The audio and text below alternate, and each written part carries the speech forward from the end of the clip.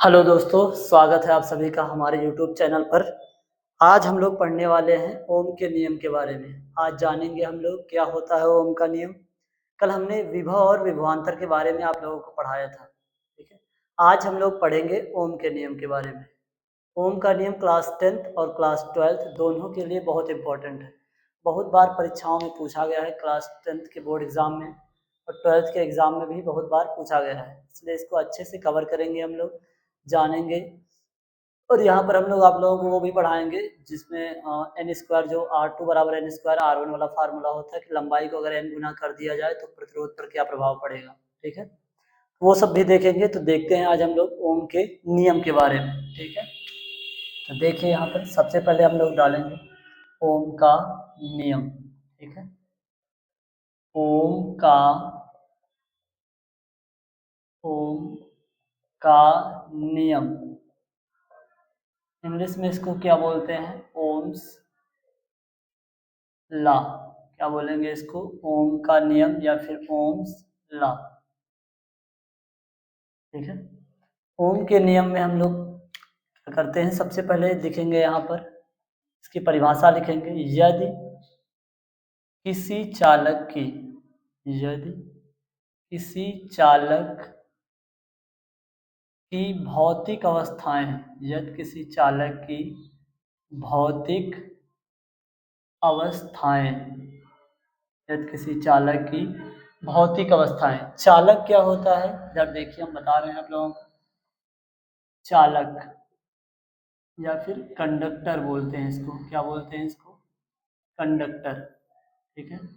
चालक को एक और नाम से जाना जाता है जिसको हम लोग सुचालक भी बोलते हैं। क्या बोलते हैं इसको? सुचालक। चालक को क्या बोलेंगे? सुचालक। चालक क्या होते हैं? जिसमें आवेश का प्रवाह होता है उसी को हम लोग चालक कहते हैं। आवेश का प्रवाह सुगमता से हो जाता है उसी को हम लोग सुचालक या फिर चालक बोलते हैं, ठीक है। चालक बोलेंगे या फिर सुचालक। एग्जाम्पल के लिए जैसे चांदी, ठीक है। बहुत बार पूछा गया है पेपर में कि सबसे अच्छा सुचालक कौन सा होता है, तो चांदी। सबसे अच्छा सुचालक कौन होता है? चांदी होती है, ठीक है। सबसे अच्छा चालक तो ये क्या होती है? चांदी। यानी कि सबसे अच्छा का मतलब क्या है? इसमें करंट का प्रवाह बहुत अच्छे से हो जाता है, इसीलिए इसको हम लोग सबसे अच्छा चालक बोलते हैं या फिर सुचालक बोलते हैं। और इसी तरीके से लोहा, यानी जिसमें करंट जा सकता है उसको हम लोग क्या कहेंगे? सुचालक या फिर चालक बोला जाता है, ठीक है। तो चालक या फिर सुचालक क्या हो जाते हैं? जो इसमें आवेश का प्रवाह हो सकता है, ठीक है। आवेश का प्रवाह जिसमें हो सकता है उसको हम लोग चालक या फिर सुचालक बोलते हैं। इसी प्रकार से एक और होता है, यहाँ पर तीनों हम बताए दे रहे हैं यहाँ पर। दूसरा होता है आचालक। क्या होता है? आचालक। या फिर इसी को बोला जाता है कुचालक। क्या बोलेंगे इसको? कुचालक। इंग्लिश में बोलते हैं नॉन कंडक्टर। क्या बोलेंगे इसको? नॉन कंडक्टर, ठीक है। आचालक या फिर कुचालक, ठीक है।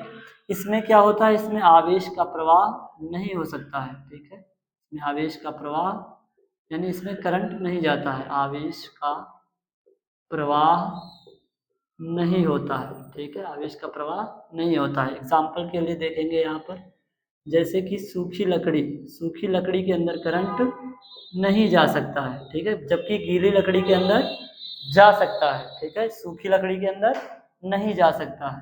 इसी प्रकार से कागज में भी करंट नहीं जाता है।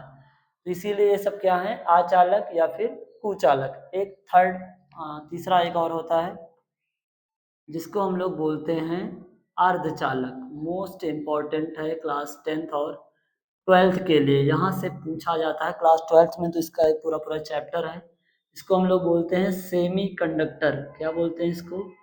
सेमी कंडक्टर, ठीक है।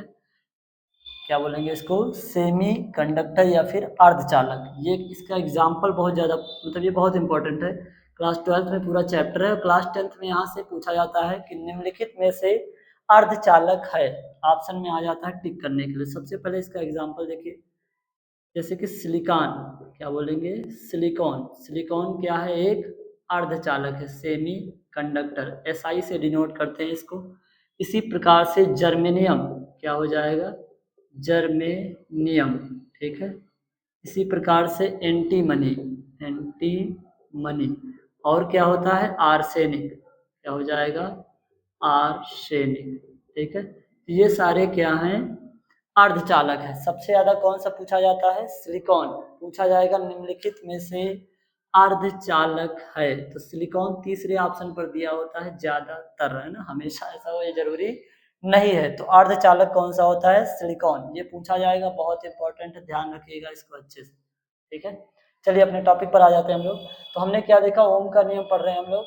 यदि किसी चालक की भौतिक अवस्थाएं, चालक क्या होते हैं अभी हमने जाना कि जिसमें आवेश का प्रवाह हो सकता है, उसको हम लोग क्या कहते हैं, चालक, ठीक है। तो यदि किसी चालक की भौतिक अवस्थाएं अपरिवर्तित रहें, भौतिक अवस्थाएं क्या होती हैं, जैसे कि कोई हमारे पास चालक तार है, क्या है, कोई चालक तार, ठीक है, ये हमारे पास कोई चालक तार है, इसका क्षेत्रफल a है, ठीक है, और इसकी लंबाई l है। इसकी लंबाई भौतिक अवस्था हो जाएगी और इसका क्षेत्रफल भी क्या हो जाएगा, भौतिक अवस्था, और क्या हो जाएगा तापमान, क्या हो जाएगा तापमान, ठीक है। तो जिसकी भौतिक अवस्थाएं, भौतिक यानी फिजिकल फेज जो होती है ना, भौतिक अवस्थाएं से लंबाई, क्षेत्रफल, तापमान, ये क्या है भौतिक अवस्थाएं, ठीक है। तो हमने क्या देखा, यदि किसी चालक की भौतिक अवस्थाएं, लंबाई, क्षेत्रफल, तापमान अपरिवर्तित रहे, क्या रहे अपरिवर्तित, अपरिवर्तित का मतलब क्या होता है, चेंज ना हो, अपरिवर्तित रहे, तो उस चालक, तो उस चालक तो उस चालक के सिरों पर, कहाँ पर, तो उस चालक के सिरों पर लगने वाला विभवांतर, क्या बोलेंगे, विभवांतर एवं धारा का अनुपात, विभवांतर एवं धारा का अनुपात अनुपात एक नियतांक होता है, क्या होता है, एक नियतांक होता है, क्या हो जाएगा, एक नियतांक होता है। यानी हमने क्या देखा यहाँ पर, यदि किसी चालक की भौतिक अवस्थाएं, जैसे भौतिक अवस्थाएं क्या होती है, लंबाई, क्षेत्रफल, तापमान, ठीक है, अपरिवर्तित रहे, तो उस चालक के सिरों पर लगने वाला विभवांतर एवं धारा का अनुपात, इसमें जो करंट चल रहा है यानी धारा जो चल रही है, और जो इसके सिरों पर विभवांतर लगा है, क्या लगा है, विभवांतर, ठीक है। विभव जो होता है वो हमेशा दो बिंदुओं के बीच का अंतर होता है, विभवांतर, ठीक है। तो जो विभवांतर लगा है, इनका अनुपात क्या होता है, एक नियतांक होता है। देखेंगे हम लोग कैसे, जैसे हमने यहाँ पर पढ़ा, जैसे जो लिखा वही लिखेंगे सूत्र में। यहाँ पर ये कह रहा है कि किसी चालक के सिरों पर लगने वाला विभवांतर, विभवांतर यानी v, कल हमने पढ़ा है विभवांतर को v से लिखा जाता है, और धारा यानी I, अनुपात का मतलब होता है बटे, ठीक है, का अनुपात क्या होता है, एक नियतांक होता है, क्या होता है, नियतांक। तो इस बात को हम लोग ध्यान रखेंगे कि v बटे आई इज इक्वल टू क्या हो जाता है, नियतांक, और इसी नियतांक को हम लोग प्रतिरोध बोलते हैं, क्या बोलते हैं, प्रतिरोध। तो फार्मूला हो जाता है R is equal to V बटे आई, यहाँ पर R क्या है, प्रतिरोध है, क्या हो जाएगा R, प्रतिरोध, इंग्लिश में क्या बोलेंगे, रेजिस्टेंस, क्या बोलते हैं इसको, रेजिस्टेंस, ठीक है। तो R क्या है, यहाँ पर प्रतिरोध है, ठीक है। मात्रक देखेंगे इसका क्या हो जाएगा, मात्रक बताइए आप लोग कमेंट में अगर पता है आप लोगों को।